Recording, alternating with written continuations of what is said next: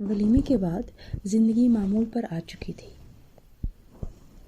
مگر عبد کی ابھی ساری چھٹیاں باقی تھیں اور وہ سوچ رہا تھا کہ ان چھٹیوں کو کسی کھاتے میں لایا جائے۔ یہ ولیمے سے 10 روز کے بعد کی بات تھی۔ اس دن رمشا بھی ڈائننگ میز پر موجود تھی۔ چونکہ چھٹی کا دن تھا سو اناس لالا اور حوریہ بھابھی بھی گھر میں تھے۔ ہمیشہ کی طرح حوریہ ماما اور خالہ کے ساتھ کچن میں مصروف تھی۔ مینا اور اناس لالا نے جانے کس بحث میں الجھے ہوئے تھے۔ عبد اخبار دیکھ رہا تھا جب ماما میز پر ناشتے کے لوازمات سجاتے ہوئے بولیں، ہنی مون پہ نہیں جانا تم لوگوں نے؟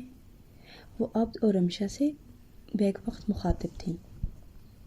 ہاں کیوں نہیں، ضرور جائیں گے۔ عبد نے فی الفور اخبار طے کر کے ایک طرف رکھ دیا۔ تو کب جانا ہے؟ جب چھٹی ختم ہو جائے گی۔ اناس لالا بھی ان کی طرف متوجہ ہو گئے۔ ابھی کچھ فیصلہ نہیں کیا کہ کہاں جانا ہے۔ عبد کا انداز سوچتا ہوا تھا۔ وہ پیر سے رمشا کے پیر کو ٹھوکا دے کر آنکھ کے اشارے سے اسے بھی کچھ بولنے کا کہہ رہا تھا۔ ناردرن ایریا چلے جاؤ، گھومنے پھرنے کے لیے ہمارے ملک سے زیادہ خوبصورت کوئی دوسری جگہ مجھے تو نظر نہیں آتی۔ حوریہ اور خالہ بھی کرسی پر بیٹھ گئی۔ تو پھر ٹھیک ہے، میں انتظام کرتا ہوں۔ اناس نے تائید طلب نظروں سے عبد کی طرف دیکھا۔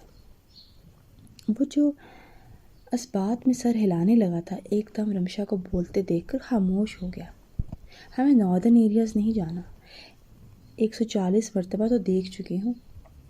وہ ویکیشنز پر ہر ویکیشنز پہ ہم لوگ گھومنے پھرنے کے لیے سوات کا خان جاتے رہے ہیں۔ آپ برائے مہربانی ہمارے لیے تردد مت کیجیے۔ ممی نے دبئی کے لیے ہمارے ٹکٹس خرید لیے ہیں۔ ہنی مون کا ٹرپ ممی کی طرف سے گفٹ ہوگا، وہ کافی کھردرے لہجے میں بولی۔ اناس اور حوریہ ایک دوسرے کی طرف دیکھ رہے تھے، جبکہ خالہ اور ماما ہکا بکا تھی۔ مینا منہ کی طرف نوالا لے جاتے ہاتھ کو واپس پلیٹ تک لے آئی تھی۔ وہاں بیٹھے سب افراد کو گویا سانپ سونگھ گیا تھا۔ عبد نے ماحول میں پھیلی کشیدگی کو محسوس کیا اور پھر قدرے خفا سے انداز میں بولا، یہ بات تم سلیقے کے ساتھ بھی کر سکتی تھی۔ مجھے سلیقے کرینے نہیں آتے، وہ بدتمیزی سے گویا ہوئی۔ عبد کا سب کے سامنے نرم انداز میں سمجھانا بھی اسے بہت برا لگا۔ نہیں آتے تو سیکھ لو، عبد دبی آواز میں بولا۔ وہ نہیں چاہتا تھا کہ بات بڑھے، مگر رمشا شاید بات کو بڑھانے کے موڈ میں تھی۔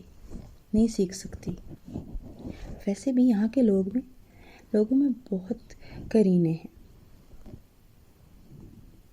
جسٹ شٹ اپ رمشا، اگر تم اچھا نہیں بول سکتی تو خاموش رہو۔ عبد نے اپنی آواز پھر بھی بلند نہیں ہونے دی۔ میں اسی لیے ان لوگوں کے درمیان نہیں بیٹھنا چاہتی۔ مڈل کلاس دقیانوسی سوچ رکھنے والے بیکورڈ لوگ۔ تمہیں یہاں بیٹھنا مبارک ہو، چاہے صبح سے شام تک بیٹھو یا پھر شام سے صبح تک، اپنے کان بھرواتے رہو۔ وہ تلخی سے کہتی دھپ دھپ کرتی اٹھ کر چلی گئی۔ وہ سب دم خود سے اسے جاتا دیکھ رہے تھے۔ بہت دنوں سے ماما اور حوریہ رمشا کی بدمزاجی کو نوٹ کر رہی تھی۔ اس کا کھڑا کھڑا سا انداز، روکھا لہجہ، نہ جانے اس کے ساتھ مسئلہ کیا تھا۔ ان کی ہر سیدھی بات بھی اسے الٹی نظر آتی تھی۔ وہ کچھ کہتی تھی اور رمشا سمجھتی کچھ تھی، اور اب تو اناس پر بھی بات بات پر طنزیہ جملے پھینک دیتی تھی۔ گھر میں خالہ اور مینا کے علاوہ وہ ان تینوں سے تو اس نے خواہ خواہ کا بیر باندھ لیا تھا۔ خصوصاً ماما سے تو انتہا درجے کی بدتمیزی بھی کر دیتی۔ وہ 10 دن کی نئی نویلی بیاہتا تھی، اب سے بھلا کیا شکایت کرتی؟ ویسے بھی ابھی تک وہ اس کے مزاج کو سمجھ نہیں پا رہی تھی۔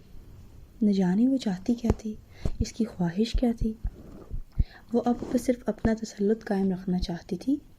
وہ ان سب سے عبد کو دور کرنا چاہتی تھی۔ صبح اس بدمزگی کے بعد عبد کا موڈ بگڑ گیا، مگر وہ کب تک اس سے ناراض رہ سکتا تھا؟ کچھ اناس لالا کے سمجھانے بجھانے اور کچھ اپنے دل کے مجبور کرنے پر وہ رات کو اس کے سامنے اس کی بدتمیزیوں کو بھلا کر ہی آیا تھا۔ جب کمرے میں داخل ہوا، اس وقت وہ روٹھی روٹھی سی بیڈ پر بیٹھی تھی۔ اسے دیکھتے کے ساتھ ہی چادر تان کر سوتی بن گئی، یعنی محترمہ ناراضی ظاہر کر رہی تھی۔ اب کو ہنسی آ گئی۔ وہ اس کے قریب بیٹھے ہوئے نرمی سے بولا، رشی، اس نے چہرے سے چادر ہٹائی، میرے ساتھ بات کرنے کی ضرورت نہیں ابھی، ورنہ بہت بری طرح پیش آؤں گی۔ رمشا نے ناگواری کا برملا اظہار کیا۔ تم اچھی طرح سے کب پیش آتی ہو؟ اب نے معصومیت سے پوچھا۔ میں تم سے ناراض ہوں۔ وہ پاس رکھتا تکیہ منہ پر رکھنا چاہتی تھی، مگر اب نے اس کی کوشش کو ناکام بنا دیا۔